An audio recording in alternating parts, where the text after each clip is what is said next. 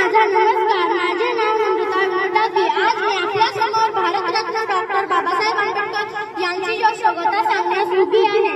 Doctor Babasaheb Ambedkar भारतीय राज्यघटनेचे शिल्पकार तसेच स्वतंत्र भारताचे पहिले कायदामंत्री होते. त्यांचा जन्म 14 एप्रिल 1891 मध्ये मध्य प्रदेशातील महू या गावी झाला.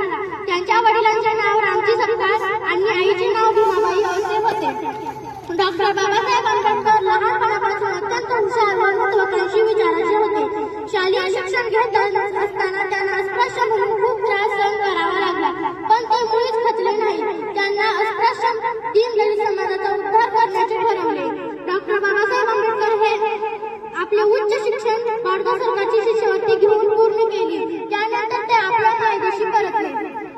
त्यांनी शिक्षण हे समाज प्रबोधनाचे उत्तम माध्यम आहे हे जाणले. आपल्या बांधवांना त्यांनी शिक्षा, संघटित व्हा व संघर्ष करा असा संदेश दिला. त्यांनी दीनदलित समाजाच्या न्याय व हक्कासाठी अनेक आंदोलने आणि सत्याग्रह केला.